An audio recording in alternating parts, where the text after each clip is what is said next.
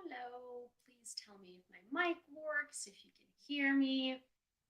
Today's stream is likely going to be a short one, not 2 hours like yesterday. I fell asleep. I was supposed to do a stream an hour ago. I fell asleep 2 or 3 hours ago. I'm not sure, which is bad because this is only going to further screw up my sleep schedule.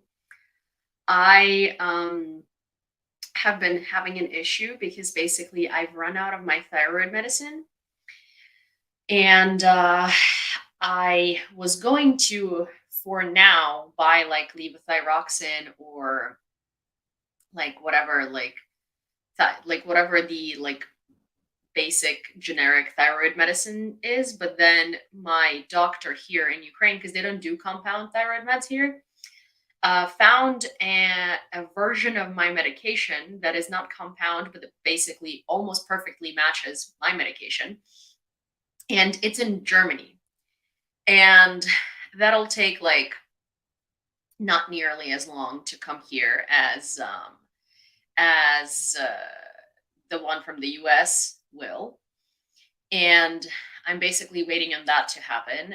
I'm obviously going to go buy the freaking stupid like levothyroxine whatever thing tomorrow that will just match my dose just for now. But the problem is that anytime that you take the wrong medication, especially because like that doesn't really do much for me, it screws up your hormonal situation. And so I've been having a really hard time waking up, a really hard time going to bed, and I just get like I just get tired at random parts of the day. So for those of you who don't know, I have hypothyroidism, and that basically means that when I'm not medicated, I am tired, I'm exhausted, I am not, I gain a lot of weight. My hair starts shedding, like the normal thyroid things. There's lots more to it than just that. But basically, my main problem with hypothyroidism is that when I'm not medicated, I basically get tired and I can fall asleep at any place at any time, and my sleep schedule is just a garbage fire. So in the past like week or so, and the thing is, like, it happens like this: like once you stop taking the meds, it's not like it takes a while. It's not like it takes a while for it to kick in. Like, nah, it's terrible day two, and it just gets worse and worse and worse and worse once the hormone gets out of your system, basically. Hi, John. And so what ends up happening to me is it's very fast. It screws up my entire Привіт, Odessa. It screws up my entire living, literally living. And so today, oh, thank you, Taz. Um, so what's been happening to me in the past couple of days is I've been like falling asleep at random. Like, for instance, I don't know, today I messaged my friend Masha.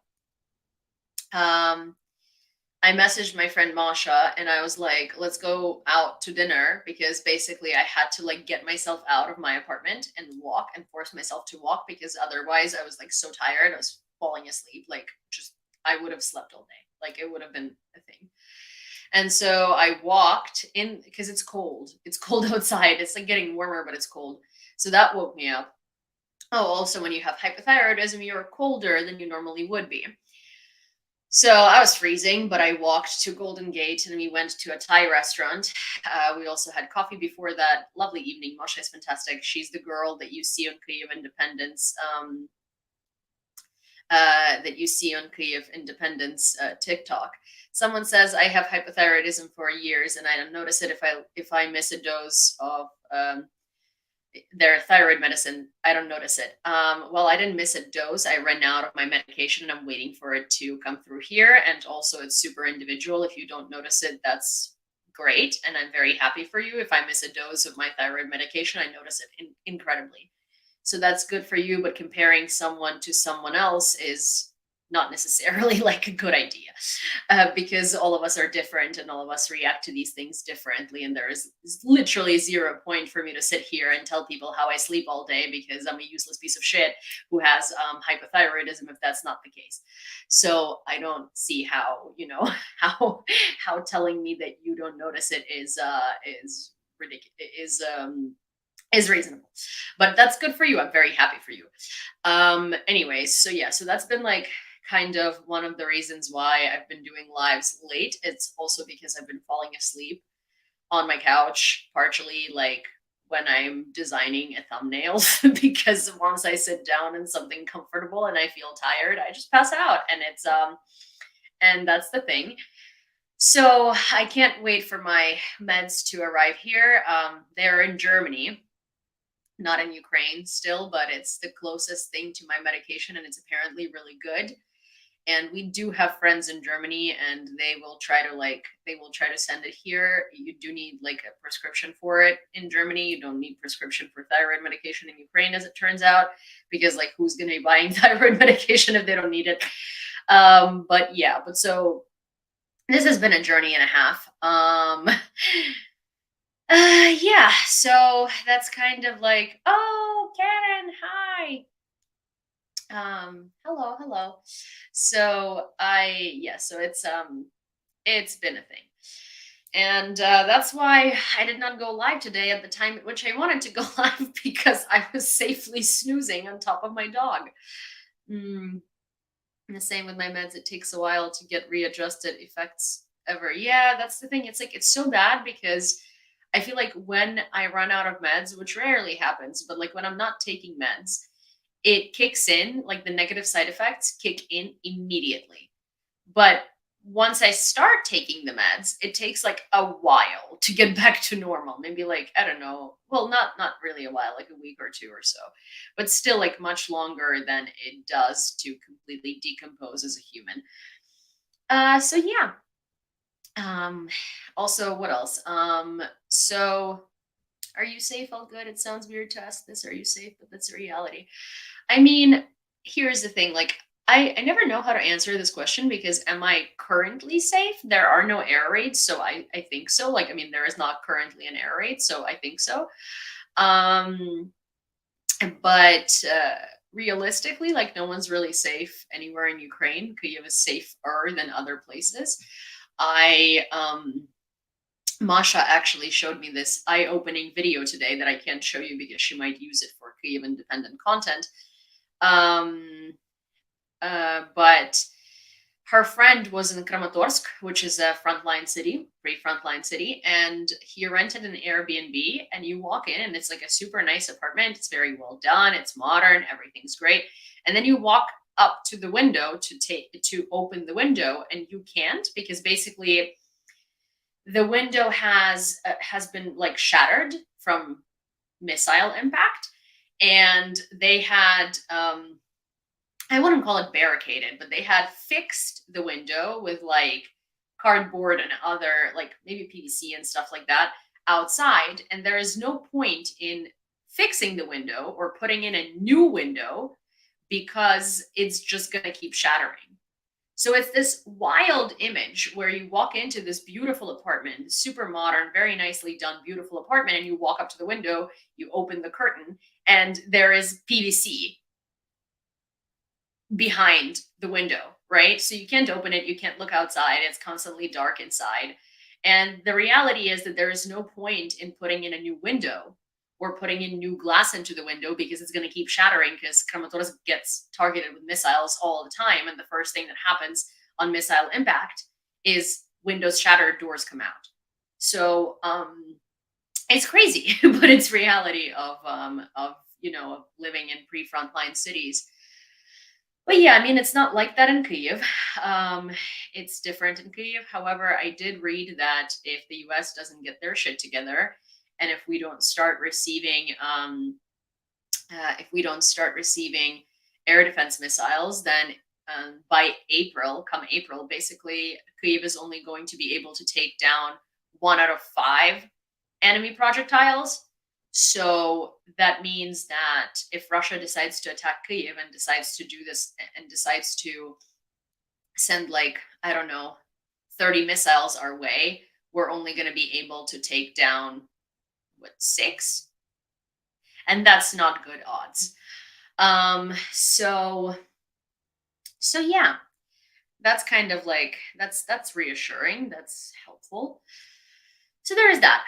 Um but at least end of March I'll be home in Lviv with my parents for Easter, which is another interesting thing. But so you know how Ukraine switched to celebrating holidays the same way that they're celebrated in Europe, basically like the Catholic way. And before this, we had the Christian Orthodox calendar that basically only Russia celebrates. And so we celebrate all the holidays the Catholic way now, except for Easter somehow. So Easter somehow is still like in May. Oh, Niels, thank you for gifting memberships on YouTube. Also, for those of you who don't know, I'm also streaming this on YouTube. So basically, Easter is still somehow in May. My parents are like, no, we're not doing this. This is weird. We're going to be doing Easter when Easter is due. So we're doing it end of the month. And I like that. So I'm going to be going to Lviv. I'm going to be going to Lviv on in end of the I'm going to be going to Lviv end of the month, and I'll be spending some time with family, and I'm very excited for it. You stream simultaneously on YouTube. Yes, YouTube and TikTok all the time. The only time that I do lives just on TikTok is like when I randomly like pop up holding my phone for like 15 minutes to just like talk about something random.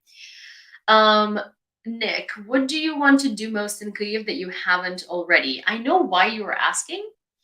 I don't know actually, because everything that I want to do in Kyiv requires the weather to be like nice, or like it doesn't require the weather to be nice, but like I don't want to do these outdoorsy activities until the weather is nice. So come again in 2 weeks. Привіт, Харків. Дякую. So what was I? There was something. No, I haven't gone to the bookstore, but my friend Masha has this morning apparently, and she bought like way too many books. So yeah, and then we stopped by this like lovely showroom. We went to dinner, and then we stopped by this like showroom of a Ukrainian brand, and I was so incredibly pissed. I'll tell you, because you know how I told you that I. Thank you, Tara. You know how I told you that I lost 2 of my favorite necklaces, the necklaces that I got for myself when I came to Ukraine. So one of them was a letter Y, and one of them was like this little. It's not a real pearl, but it's a pearl. Like it looks like a pearl. And one is from Gunya, and one is from this like Ukrainian brand Chego. And I got them for myself the first time I came here because I thought it would be like a very nice gift for myself for coming back home. And I lost them because I've been living between New York and Lviv and Kyiv, and then I came to Lviv, and I was in an apartment, but I was commuting to Kyiv every week for work. Anyways, it was just like a lot of back and forth and like no stability, and so I don't know where they went. And I've promised myself that I will replace these necklaces at some point. And I've been deliberately avoiding all of the places where they sell them, so I don't like get upset every time I see them, because it's a very popular Ukrainian brand. And so we go to this like clothing showroom today, and they freaking have one of these necklaces just sitting there staring at me. And I'm like, so still don't have the letter Y, but I was just like, what is this? Like, why is the universe trying to just like be mean to me? It's already been like a mean week and 2 weeks and month. Like, stop. I've been avoiding, because like sometimes Ukrainian brands will have like their store, and that have like their store, and they will partner up with other brands, like very often jewelry or accessories brands, to sort of showcase their stuff too. And so that's what happened. So I didn't know that they would have that, but like, cool. Whatever. Fine. Okay, I'm okay. But so that was the thing.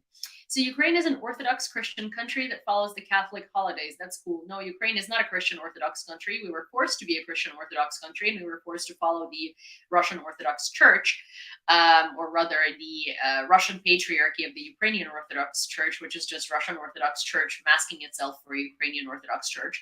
And under Moscow's grip, we were celebrating holidays the same way that Russia does. And then after the full-scale invasion, we have decided as a country to switch to what are these calendars? Like there's Julian calendar and Gregorian calendar, and I'm not sure which one uses which. But we now do things the same way as most European countries do, and most of the like world countries do in general. But Ukraine does not have like a defined religion. Ukraine does not have a defined religion per se. Like you're free to believe. Hi, Frank. You're free to believe, and you're free to express any religious beliefs. You're free to follow any religion, but except for Russian Patriarchy of the Ukrainian Orthodox Church and the Russian Orthodox Church have been banned in Ukraine. And there is a good reason for that because, first of all, a Russian Patriarch of the Orthodox Church was inciting Russian citizens to go kill in Ukraine. And then also a Russian Orthodox Church is like a propaganda cult that brainwashes people into the idea of the Russian world. So yeah, no thanks. that's a thing. Very Christian-like. I mean, it is super Christian-like, you know, for a Orthodox patriarch of the entire church to say, yes, go fight these demon Nazis and kill them and rob them and R-word them and all this. He was very encouraging about that. Nick says, FYI, my dad made us all watch 20 Days in Mariupol for his birthday today. Oh, thank you, Nick's dad. That's actually... I'm so sorry that you had to watch this on your dad's birthday, and I'm so sorry that your dad had to watch it on his birthday. But thank you for watching it. It's really important, and I and all other Ukrainians really do appreciate it. It's very encouraging that people do that. So who do you think will win the general election in Russia? Well, I mean, they've already counted the votes, right? And like in 30 minutes, and Putin won, so surprise.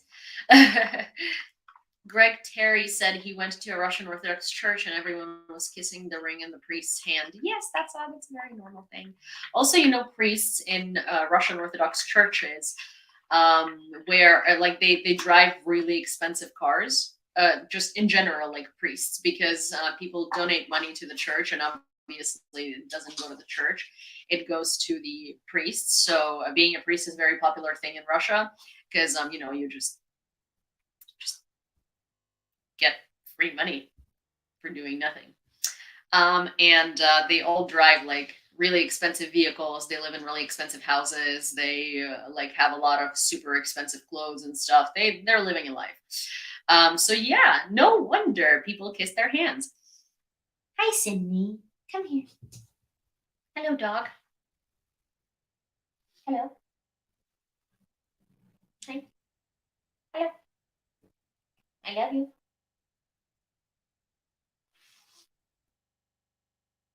I love you, but you were all wet and like, that's not a very good hello. She just drank a ton of water, and so she just drank a ton of water, and I have city water on my face. Okay, wait. Hi, Anhil. Hi, Lycos. Hi, Sally. Hi, Ozzy. Hi, Ian. Hi, Cheryl. I had to pop out for a minute to call Mike Johnson again about what isn't happening in southern Arizona at the border and what is happening in Ukraine. Oh, thank you. Actually, that's super important. That's very nice. Thank you so much for doing that. I like, you have no idea how much I appreciate that. That's phenomenal. What else? What was I? Where were we? Hey. Hello. Are you gonna keep making bulldog noises? Can you start making bulldog noises in a little bit? course not. Can we do like a pause on bulldog noises for just a few seconds? Thank you. Yes, so Cindy is not going to pause on the bulldog noises. Okay, so what I want to talk about quite a bit today is that ABC has filmed a documentary about the war in Ukraine from the Russian soldiers' perspective. And like, you know, if ABC was filming the atrocities and the horrors that Russian army is committing in Ukraine, that would be acceptable. However, no. The entire documentary is basically a whitewash of Russian soldiers, humanization of them, and it's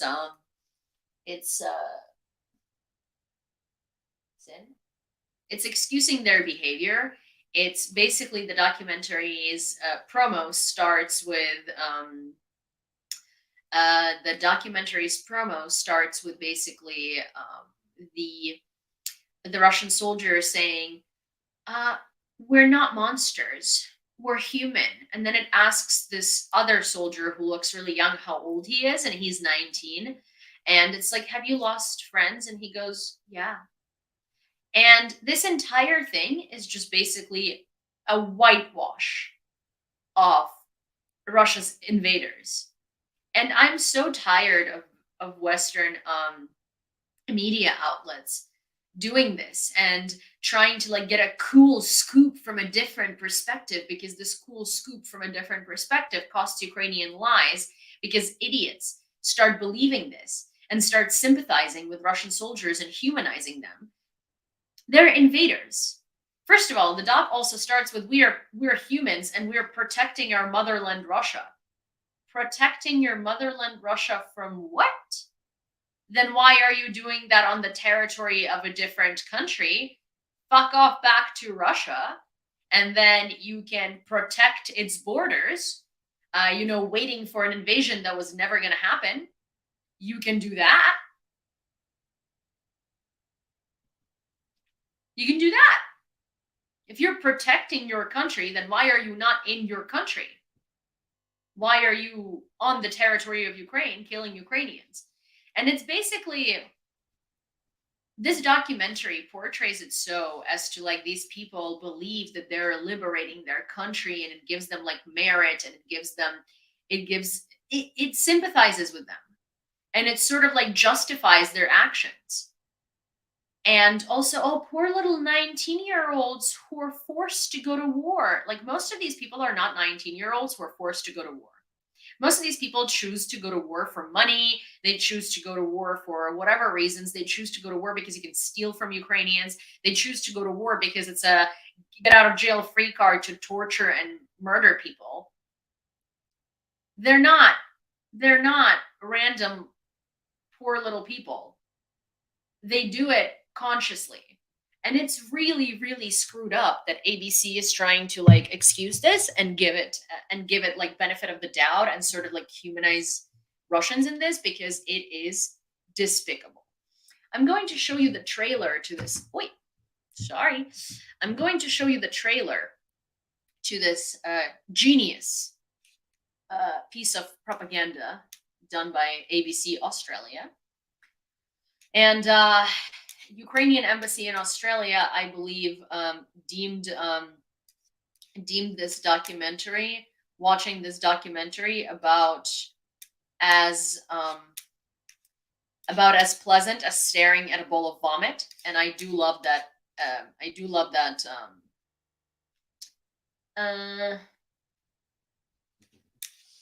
that assessment. Okay, so I'm going to show you. It's a 30-second clip. I also don't want to give it more than 30 seconds, because why? Why? But here, we're gonna go over here. We're gonna turn this on, and I'm gonna show it to you, because why wouldn't I? Also, do this so you can see me. Sorry. I was like, let me do this so you don't see me, and I'm like literally staring. Okay, so.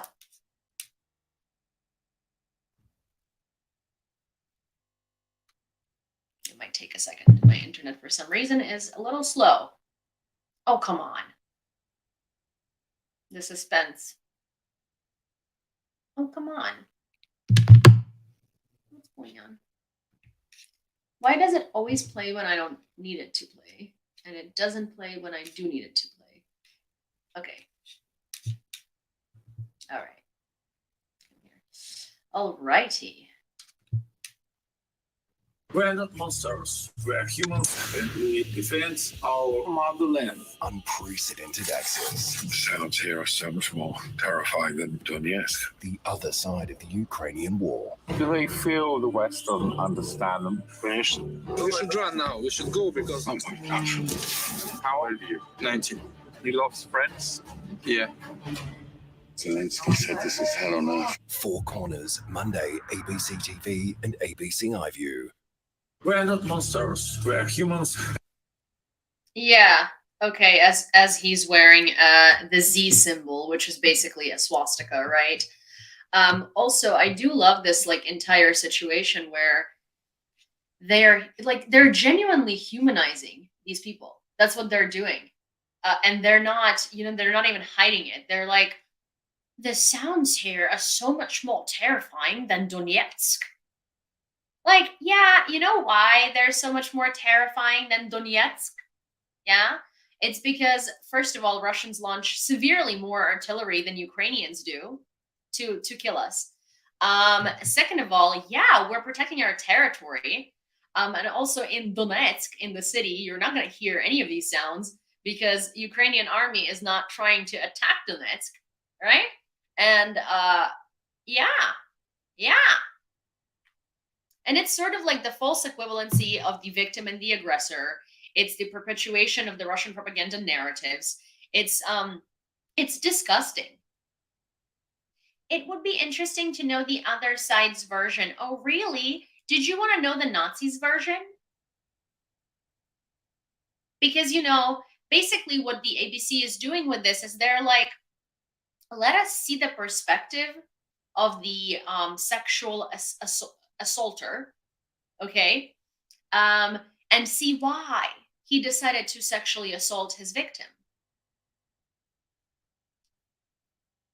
Because it's important to know why he decided to do this.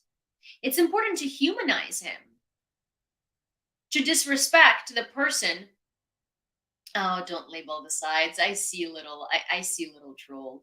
Yes, I am labeling the sides. You know why? Because I'm sitting in Kyiv and I woke up from an air raid at 5 a.m. for the past 10 days. Also, because I'm sitting in the territory of my sovereign country that never asked Russia to come here. Russia violated our borders and invaded our country. And if they wanted to protect their own country, then they could do that on the territory of their country, waiting for an invasion to happen that never would have. If Russians are protecting their country, then they should do it in their country, to which we have literally zero claim, zero. We don't even want to go there.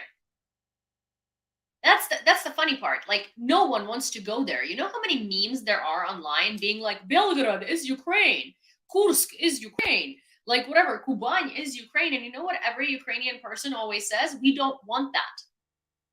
We don't want someone else's land. We want our land. Our land is the 1991 defined borders of Ukraine, internationally recognized.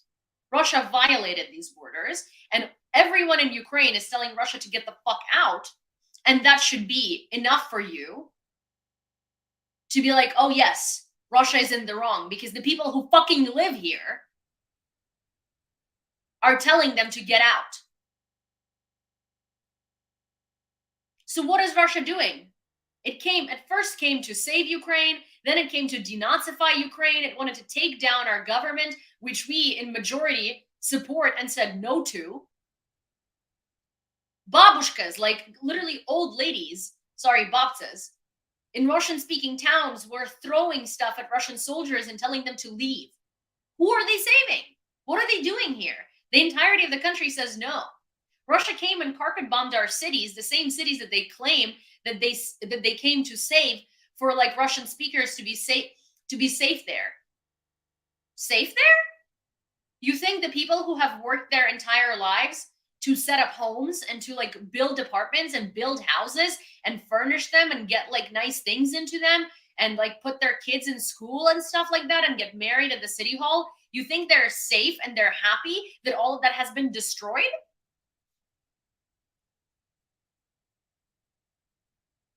Oh yeah, you know what's funny, Karen? Actually, like in every single map that Russia divides Ukraine in, Russia consistently puts Lviv and like parts of the west of Ukraine as giving them to Poland. And I find it so funny because like no one in Poland wants it. Like we're not like Poland has never claimed that they want Lviv or anything else. It's like it's so funny. Russia is like, well, this belongs to Poland. Poland is like, no, it doesn't. Russia is like, but this belongs to Poland. Poland is like, no, it doesn't. The only country that literally wants Ukrainian territories that Russia keeps assigning to is Hungary. And you know why? Because a fascist is in charge of it, who is Putin allied and who's literally been blocking all the aid to Ukraine, all the resolutions that have been in favor of Ukraine, and has been literally blackmailing the EU. So yeah.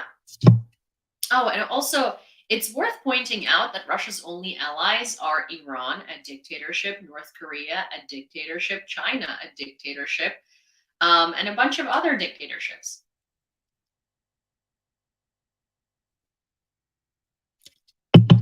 Yeah. Can tell a lot about a person based on their friends. But also generally, if you can see that a country only allies themselves with dictatorships. Also, like, can we note the fact that Russia and Taliban are tight? And Russia and Hamas are tight? Well, Venezuela loves Russia too. Yeah, Maduro. Maduro loves Putin. Yeah. Sounds good, right? What a lovely country. We should totally get their perspective, right?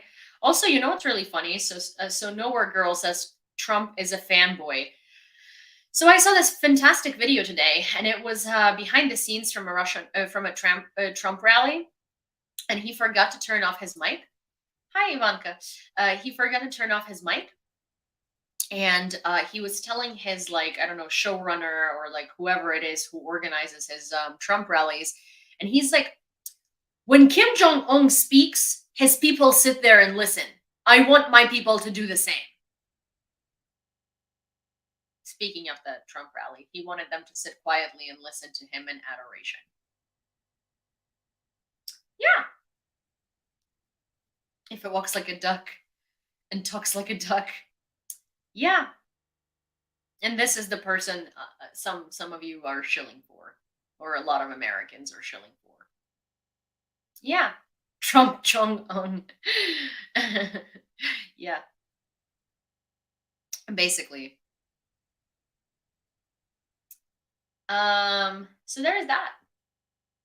I think that was a wonderful conclusion to this rant. Oh, Yulia Fire. Дякую. That's so cute. Is that bavovna? Heart puff. It looks like bavovna. I will say that this is bavovna. 11 Archer. Hi, Yulia and friends. I'm delayed again. Sorry, not sorry. Here's the thing. I said that you owe $5 to the fundraiser if you announce your lateness or apologize for it. This is the second time that you've announced your lateness. And the first time, I didn't say anything. I didn't say anything. See, people know. Nick knows. Oh, also, for your information, I emptied out. This is good. This is thank you, Mikola. Nick reminded me of this because Nick donated through Monobank. So I broke the Monobank jar today, which was at 13,000 hryvnias.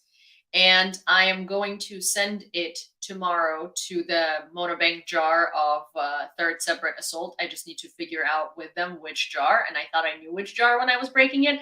And turns out I didn't know which jar when I was breaking it. So I'm going to post the screenshot on Twitter tomorrow, probably by end of day, of the funds being sent to to third separate assault. And the reason I did that is because might as well send it to them now. And because no one really donates through Monobank anyway. And we are like so close to the goal. We're like 1,500 away from the goal. So I figured I might as well do that. Because with PayPal, it's a little different. It's there is like commission when I deposit it and stuff like that. So I want to do it in one go instead of doing it in like, you know, in chunks, because it's going to eat a part of the amount each time.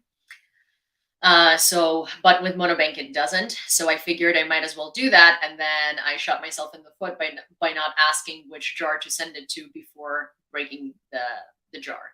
So, but I will post, obviously, proof of sending it to Third Assault tomorrow. And yes, and you can find it on Twitter, and I will also post it in on YouTube community tab. And if I don't, please remind me. It's not that I'm not doing it because I am, oh, hi radio, because of, you know, any other reasons other than ADHD. So, but I'm sure that once I'm posting it on Twitter, I'll remember to post it here too. And it was like 13,800 something. I did take the screenshot, and there is also the transaction details on the thing. So all of that is going to go,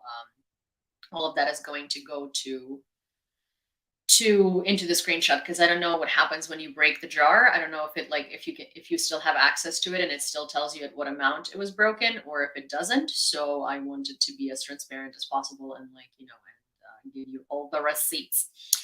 So there is that. I am just, you know, I just figured that I should let you know in case someone wants to go and donate to Monobank. The jar is broken. But yes, so the fundraiser is at $13,610.69. 69 cents as per usual, because you guys are so mature. If you would like to donate to the drone initiative for Third Separate Assault Brigade, we are like a little less than $1,500 away from the goal. You can do so by going to this link that just appeared on the screen on YouTube, or just copy pasting it. If you are on TikTok, you can go to my link in bio. It's beacons.ai. So as in on my profile, the link under my profile picture, that's where you can get to the donation screen, and it'll allow you to donate through PayPal, Venmo, and Revolut. Sorry, Monobank has been broken today.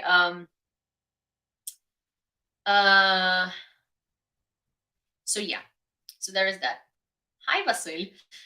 Hi, Spy. Hello. Hello. Good to see you. Boycotting all tech bro billionaire ventures at the moment. So PayPal is actually, it was created by a Ukrainian. PayPal was created by Levchin. One of the co-founders is Ukrainian. I'm still working but listening along. Just jumped into the chat to say quick hello to everyone. Hi.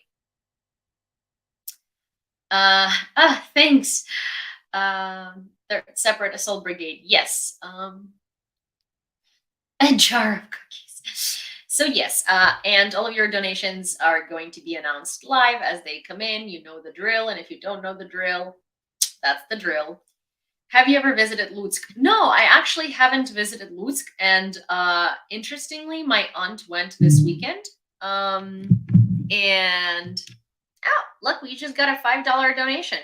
So that brings us to $13,615.69. So no, I haven't been to Lutsk. Actually, my aunt went to Lutsk this weekend, and she really liked it. She's been before, and there is apparently like a castle in the middle of the city, and they have really good food, and Lutsk is a much cheaper city than like Lviv and Kyiv is. Was it Elvin? I don't know, because I don't want to dox their name, you know, so they can let me know if it was them. If it is Elvin, then I would have to, like, you know, I don't know. I don't want to dox them. So yeah.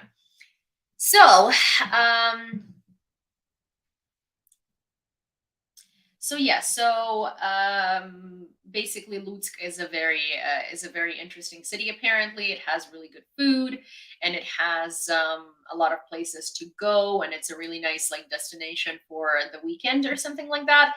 I was told by Anastasia that it's obviously not. It doesn't have nearly as many things to do as Lviv. And I mean, after New York and Kyiv, it would probably be incredibly boring. But it's a great place to visit. It's just like a smaller city, and it does have a lot of great food options, and it does have a castle literally in the middle of the city. So I would say weekend trip 100%. And Anastasia wants to take me to Lutsk when I'm home for Easter, because it's just like a nice place to visit. You can use whatever name you like, Yulia, but either. Oh, okay. So yes, so it was Elvin. And last time then, I guess Elvin did donate. So nice. So yeah. So that's that. Oh, Anna from Ukraine lives in Lutsk. I didn't know that, but that's cool.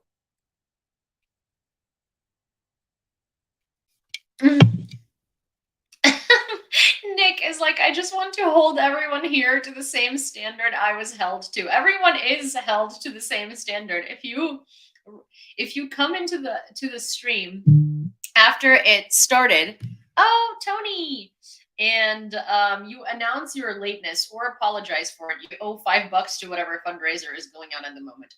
So there is another donation of $20 that brings us to $13,635.69. Thank you, Tony. Not Stark, but Tony nonetheless. Let me see. I need to get to. I also was looking at Rivne. I've never been to Rivne. So these are like, I've been to Ternopil, I've been to Ivano-Frankivsk, I've been to Kharkiv, I've been to Dnipro, I've been to Donetsk. Well, way before, it was invaded. Zaporizhia, I've been to. I haven't really been to central Ukraine. I've been to like Uzhhorod. I've been to, Carpathian Mountains. So I've been to west of Ukraine and I've been to east of Ukraine, but I haven't really been to to central Ukraine or southern Ukraine. So yeah. Center of Ukraine or south of Ukraine. Didn't know Max Levchin is Ukrainian. Yes, he is. Crimea? No, I haven't been to Crimea. But when I was late, I donated $6.69.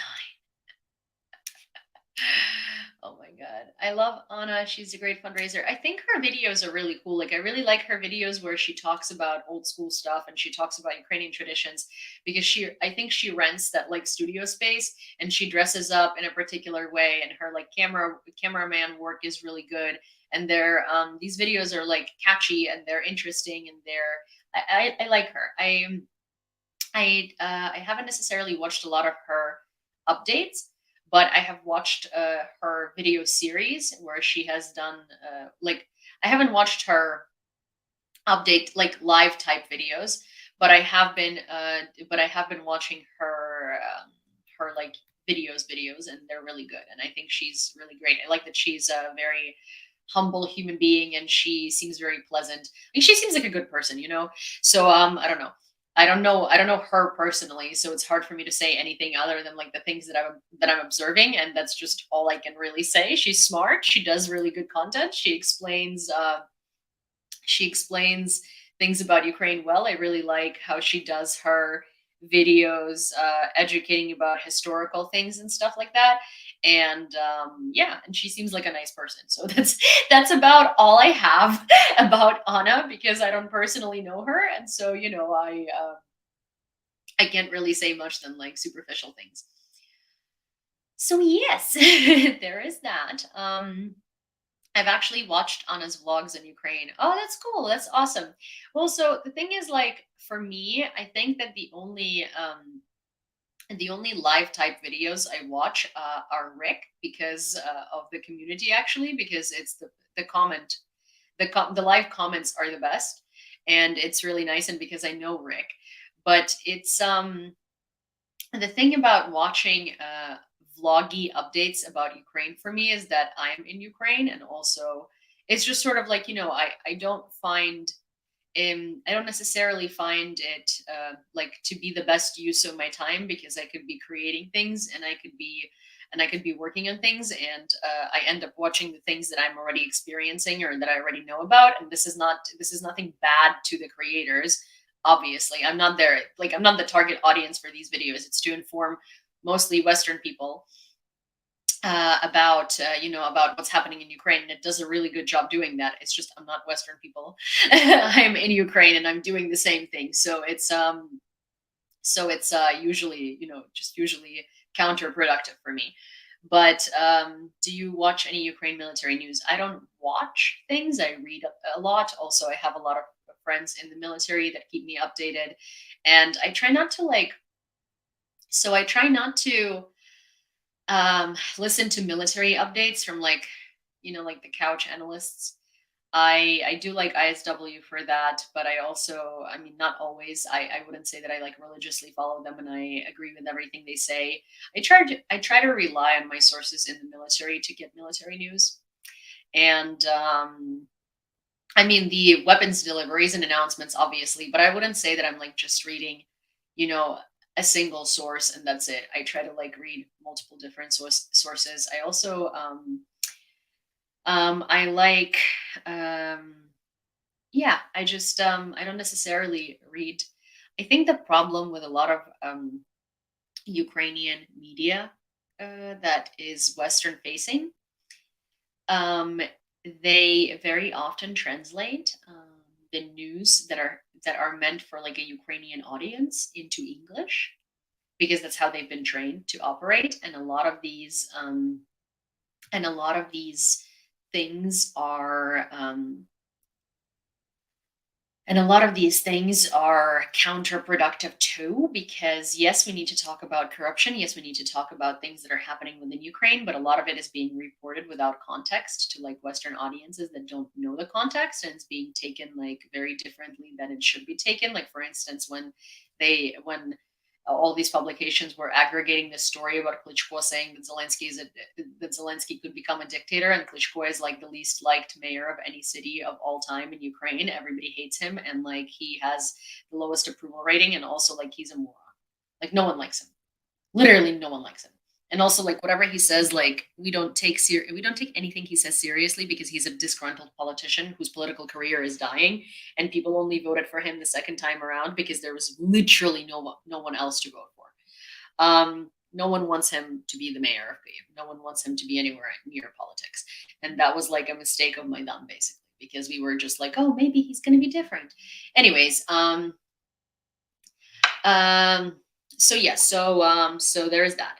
And I really don't like that, so I try not to. Western media does not get Ukraine at all, so I only rely on Western media to like understand deliveries and stuff like that, and what weapons are being promised, and what the moods are about Ukraine in Western societies. But I don't really rely on them for reporting things about Ukraine.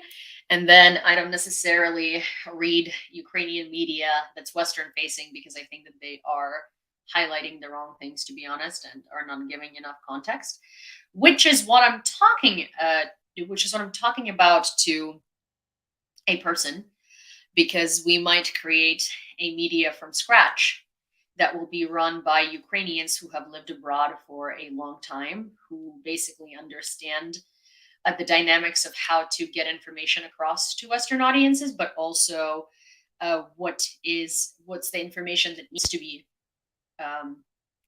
be like brought to Western audiences, and sort of like, yeah, that kind of stuff. So, but it's a very like, I can't talk about it quite yet, but that's something that I've been working on also. And I also like don't like, I feel like every time I announce something before it happens, or I talk about something before it happens, and it then miraculously just doesn't happen. So yeah, I don't want to do that. So yeah, so there is that. So we're gonna wait for it. Walking, so no texting, only listening. Oh, Hello, Gord. So he's disgruntled. Oh yeah, he is a disgruntled politician with shitty approval rating. Like, no one, don't listen to anything Klitschko says. Like, anytime he says anything, most people in Kyiv just roll their eyes, honestly. Okay, so the election in Russia were neither free nor fair. We talked about that. I don't think we need to reiterate that. That is very obvious. United 24 ambassador and president of the Ukrainian Football Association, Andriy Shevchenko, paid a visit to the soldiers of the 13th Brigade of the National Guard of Ukraine, charter in the Kupiansk-Liman direction. Can I ask you a question? Sure. There is nothing more important than supporting our military. I admire their courage, endurance, and indomitability. I sincerely thank everyone who defends Ukraine. Andriy Shevchenko expressed his gratitude. 3 more families with their children were able to return to Ukraine from the occupied parts of Zaporizhia and Donetsk regions. The Russian occupiers threatened, intimidated, and physically abused them, but now the families are safe. My favorite color? Oh my gosh. So so it used to be beige, but not like the yellowy kind of beige, more like neutral beige. Okay, I like earth tones. You know what? The reason why I'm going to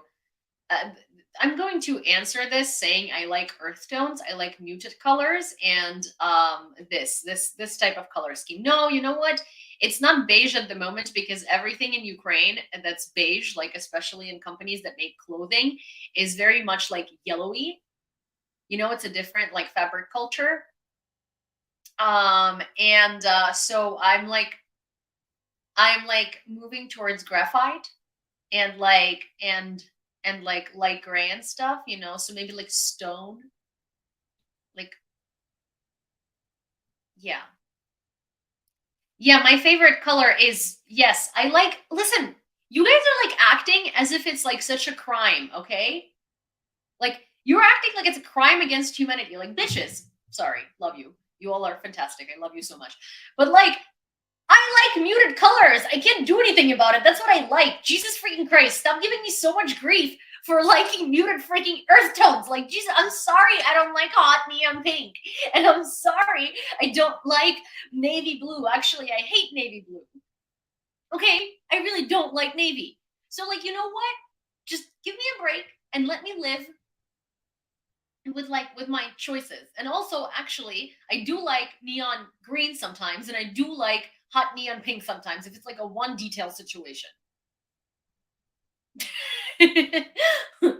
We're done here.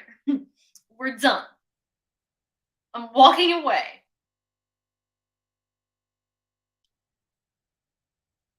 We're done.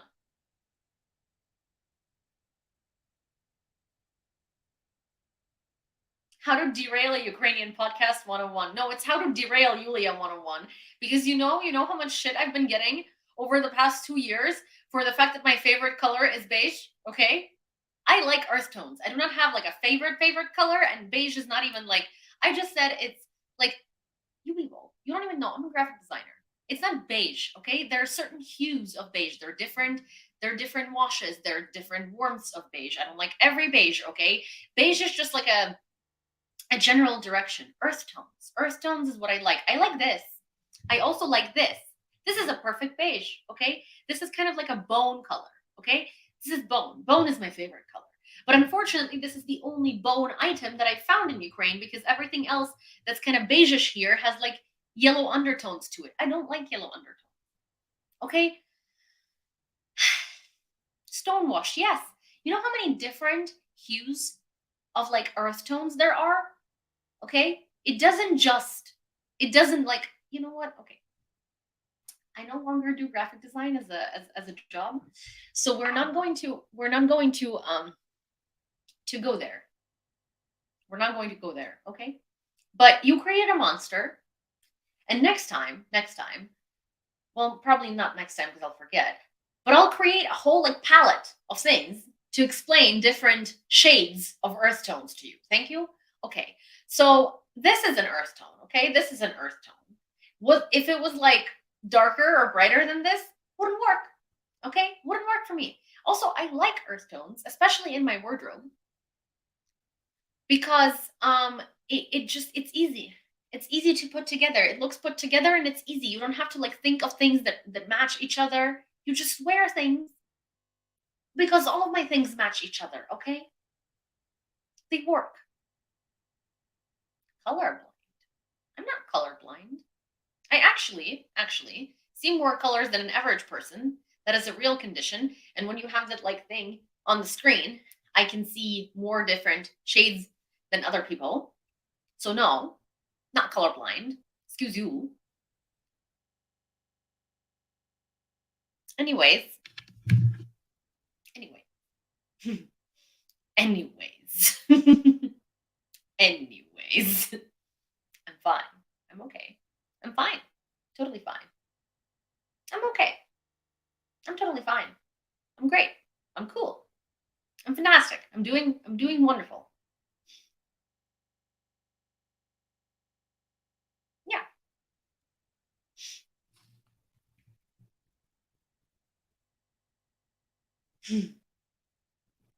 Check my Telegram. I am on Telegram.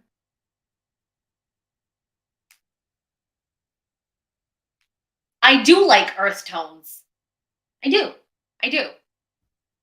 I do like earth tones. You think this is funny? Her favorite soup is water? Nope. My favorite soup is green borscht. Soup is water. Try to call me bland. Did you just call me bland? I'm sorry. Her favorite soup is what? Did you just covertly call me bland?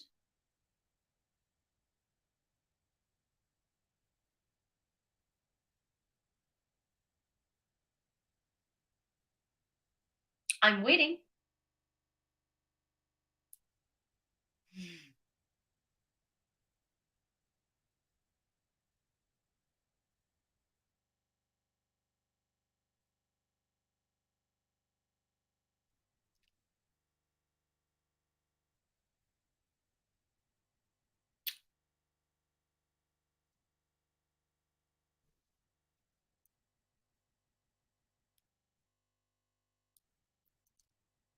I don't know why John today decided that this is the last day of his life.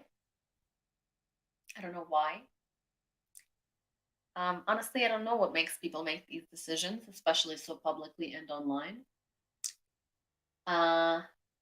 But we'll deal with this situation after the live because I'm a responsible human and I still have news to deliver. But John woke up today and decided he wants to meet Jesus. I don't even believe in Jesus, but oh, you're meeting him today.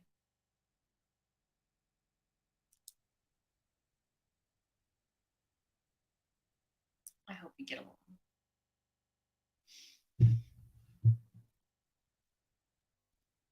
I'm gonna make I'm already a feisty babusa. What do you mean? I'm a feisty old lady. He chose beige violence. He did. He did choose beige violence. Anyway, Prosecutor General Kostin revealed that over 800 Russian cyber attacks on state institutions and services of Ukraine have been documented. Furthermore, he stated that Russians are engaged in information operations aimed at destabilizing Ukrainian society.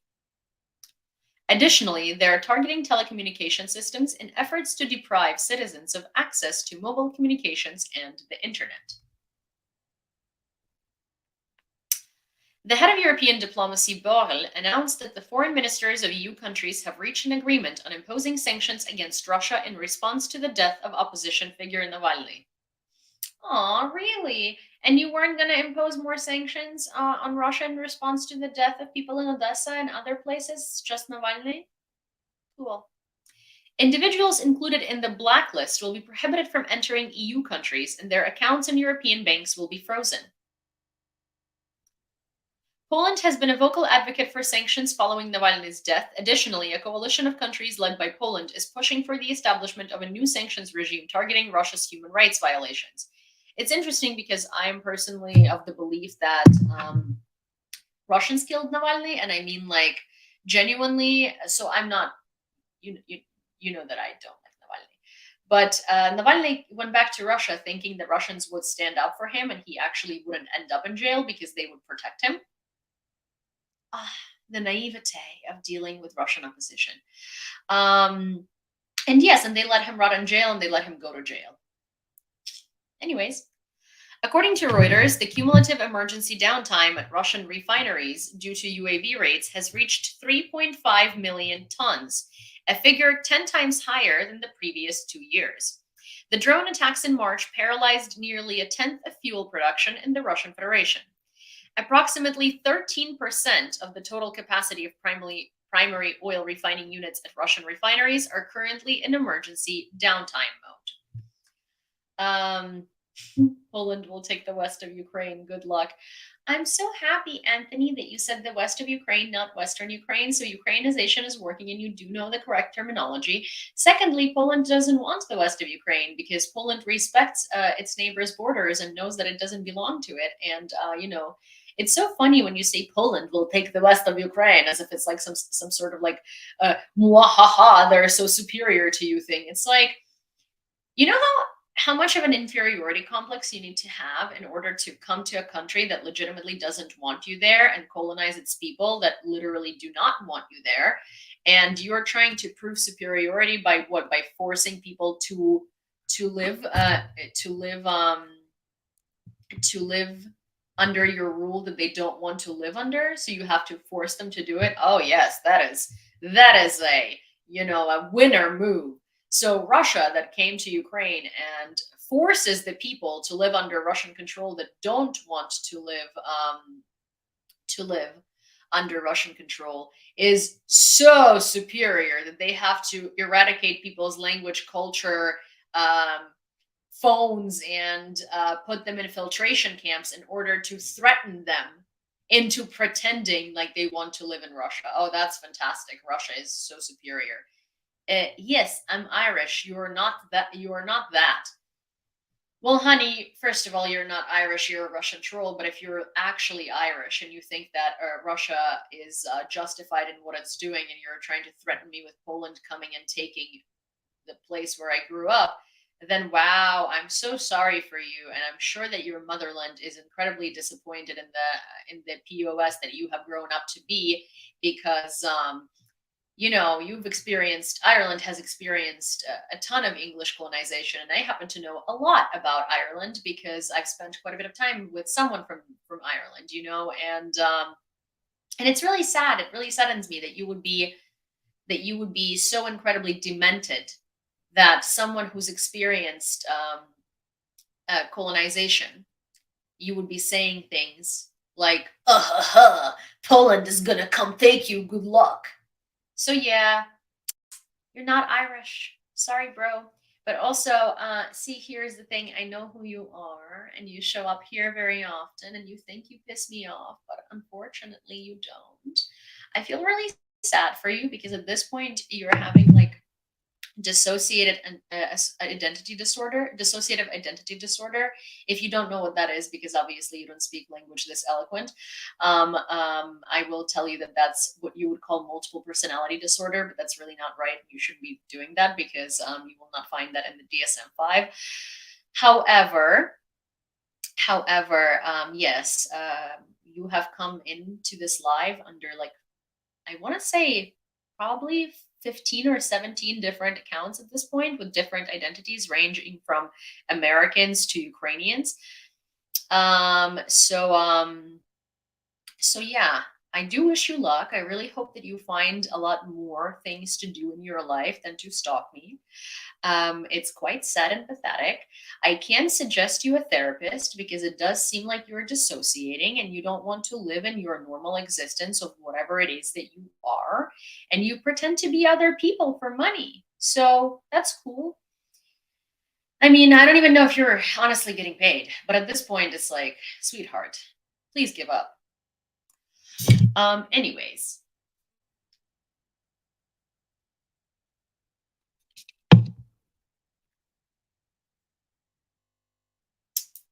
So, since you're so Irish, I will tell you, Goma, okay, Goma. I'm sure that I'm sure you know what that means, right? Because you do speak Gaelic as an Irish person, right?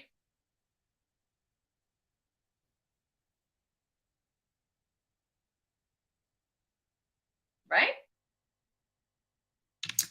Anyways, the one thing I know in Gaelic. The drone attacks in March paralyzed nearly a tenth of fuel production in the Russian Federation. Approximately 13% of the total capacity of primary oil refining units at Russian refineries are currently in emergency downtime mode. The number of damaged installations has tripled, and by mid-March, the volume of emergency downtime was 1.4 times higher than planned repairs.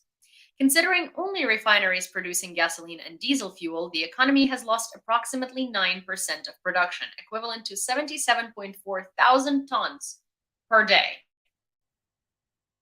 This drop in production has led to a surge in wholesale fuel prices in Russia. Aw, sad. Thank you, Ali. The EU has drafted a legislative proposal whereby Ukraine could begin receiving profits from frozen Russian sovereign assets as early as July, reports Bloomberg. Good. Thank you, Ihor. The proposal outlines a tax on windfall profits generated from the frozen reserves of the Russian Central Bank. Approximately 3 billion euros annually would be earmarked to finance arms supplies to Ukraine and the development of its defense industry.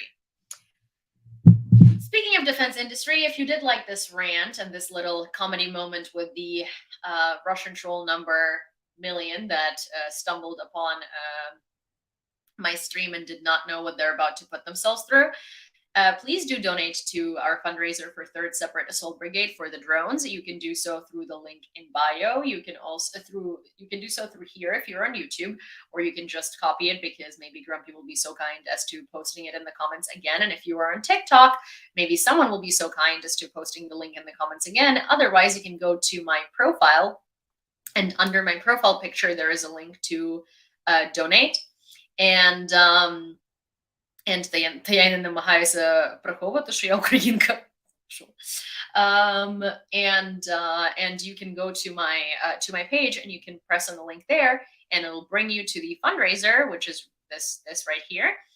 And you can donate there, and all of your donations are going to be announced live. There is PayPal, there is Venmo, and there is Revolut.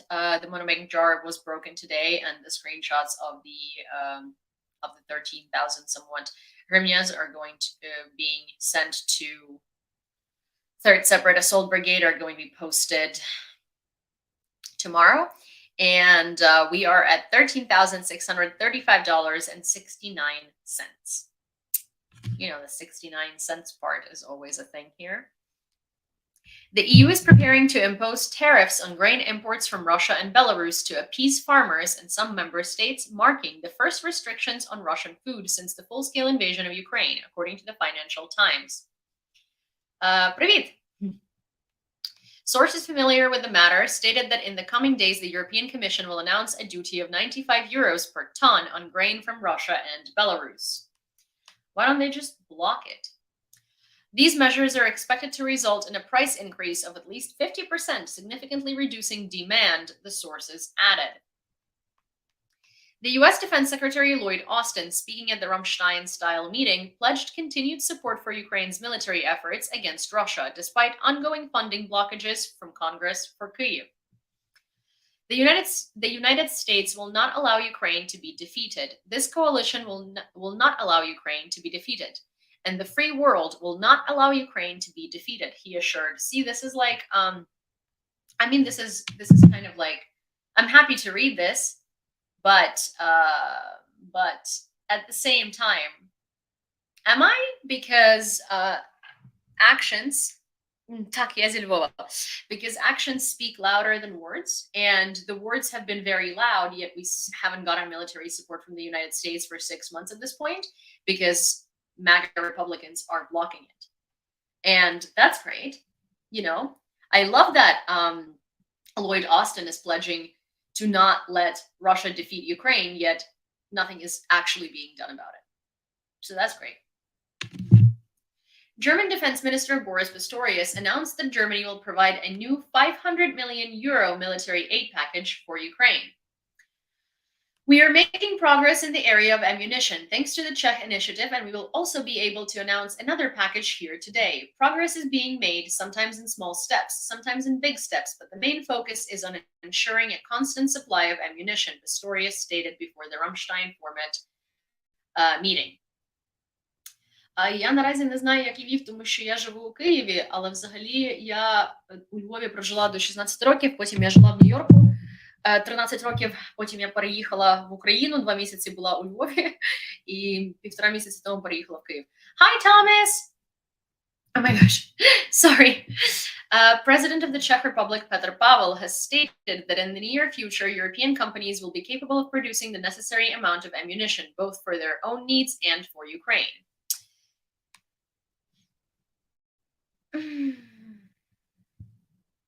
Sin? Cindy? Sorry, she started snoring so loud. The International Olympic Committee, the IOC, has accused Russia of politicizing sports with its plans to host the Summer and Winter Friendship Games. The Russian government has initiated an intense diplomatic campaign involving government delegations and ambassadors worldwide. To underscore their purely political motives, they deliberately bypass sports organizations in target countries. This flagrantly violates the Olympic Charter and various UN resolutions. Oh, really? And letting athletes that support the full-scale invasion compete in the Olympics as long as they just don't wear the Russian flag doesn't violate anything? Oh, I'm sorry, you're disappointed in Russia now? How sad. I wonder why. Constituting a cynical attempt by Russia to politicize sports. Yeah, Russian athletes most of them have military ranks. Yeah, that's not politicizing at all. Furthermore, the IOC highlighted Russia's disregard for anti-doping regulations. Oh yeah, it's been doing that forever, and you still let them compete. So what's the point of this speech? It's just empty words. The Russian government also demonstrates complete disregard for global anti-doping standards and competition integrity. This is the same government implicated in the systematic doping program during the 2014 Sochi Winter Olympics and subsequent manipulation of anti-doping data.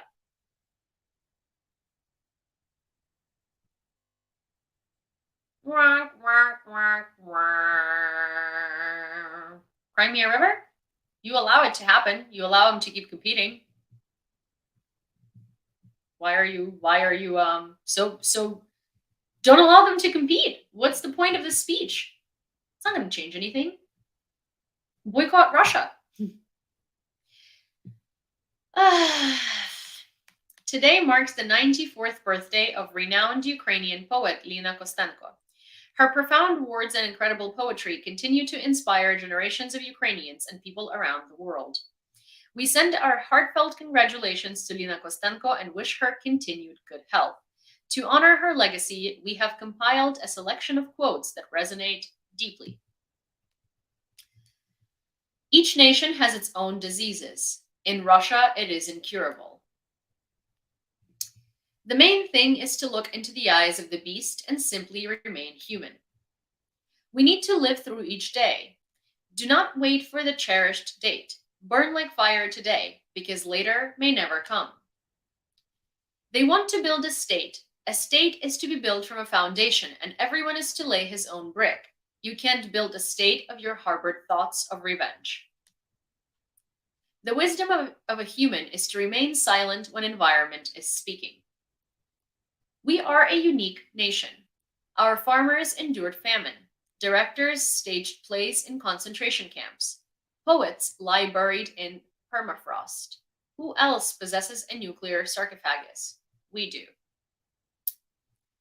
And you thought Ukraine was so simple. Ukraine is remarkable. Ukraine is exceptional. All the imprints of history have passed through it. And that was Lina Kostenko. And her quote about Russia having an incurable disease is actually the thumbnail of today's live.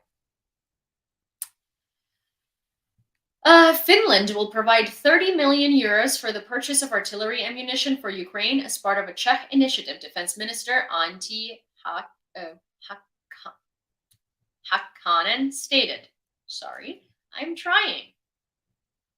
The head of European diplomacy, Joseph Borrell, has proposed to use 90% of the proceeds from frozen Russian assets to buy arms for Ukraine.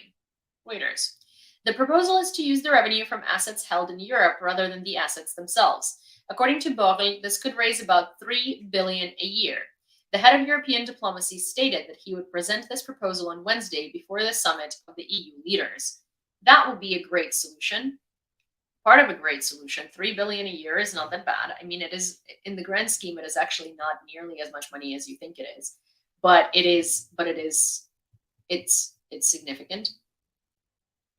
Canada is allocating $29 million, 40 million Canadian dollars, to the Czech initiative to purchase artillery ammunition for Ukraine.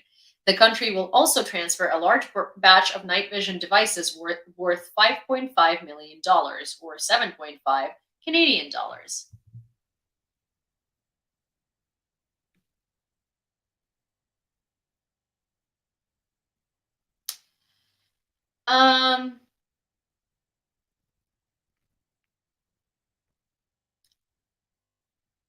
A new report reveals that the Kremlin, okay, you know what? I'm going to save this video and I'm going to show it to you. I'm going to show it to you on the screen because that makes way more sense than trying to explain to you what the video is about.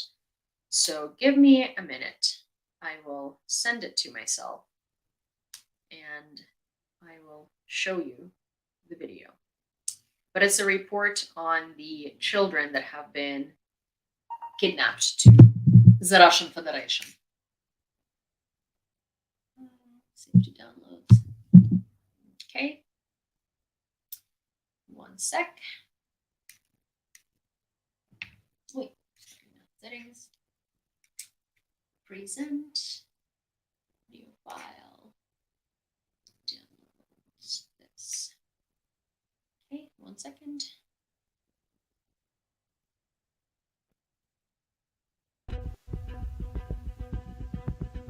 The Kremlin treats illegally deported children from Ukraine as potential terrorists and released a specific manual for their indoctrination. The Russian Ministry of Enlightenment has allocated more than $500,000 to launch a special federal teen center for minors across Russia and occupied regions of Ukraine like Mariupol and Donetsk to get kids subjected to Russian patriotic indoctrination. It includes meetings with Russian priests and participants of the war against Ukraine, taking part in military sports games, and even getting trained for further service in the Russian armed forces. Representatives of Russia's Ministry of Internal Affairs and Investigative Committee participate in New Year celebrations and other activities like quests together with the Ukrainian charges. Mass adoption of Ukrainian minors is ongoing across Russia. The Kremlin masterminds to launch a new federal structure called the Ministry for Orphans, transforming the concept of orphanhood into some sort of industry. The Kremlin's brainwashing machine keeps going and transforming Ukrainian kids' identity into the Russian one.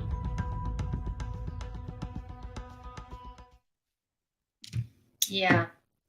I mean, indoctrination of Ukrainian kids in Russia has been ongoing, and it's really awful that it just keeps taking new shapes and forms and advancing and just getting worse and worse. It's really sad that that's been going on.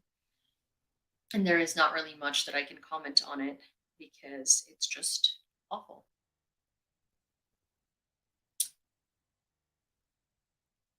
Yeah. Makes me sick because the orphanages in Ukraine are better for them. Well, so a lot of these kids are not even orphans. They have been kidnapped from their parents. They have relatives in Ukraine.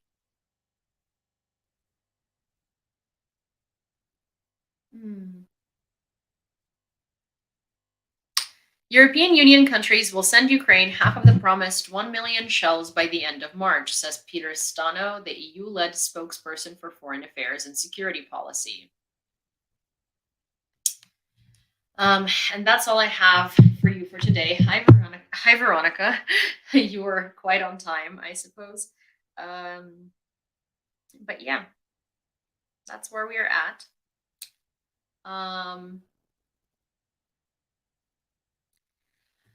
Yeah, that's all for today. The fundraiser is at Hi Rodman. I really like unique names, and there are a lot of you with very unique names. $13,635.69. If you would like to donate, you can do that during the live or after or before, and it'll still be announced on the live. There haven't really been donations after hours. So, and if there were, they were announced or brought into the total. And also, Diane, thank you for the pint of ice cream. I forgot to tell you last time. If you're here, I really do appreciate it. Yeah, well,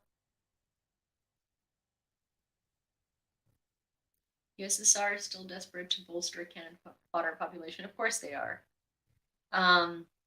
Well, Scott, your name is common, but Scooter is not that common. Good night, guys.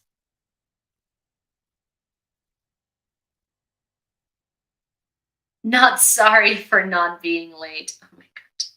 Well, you also had literally a personal, like you were personally told. Alrighty, you guys. Good night. I will see you tomorrow. Sorry, Veronica. Good night. Good night. They're like, what is it that their royalty does this, right?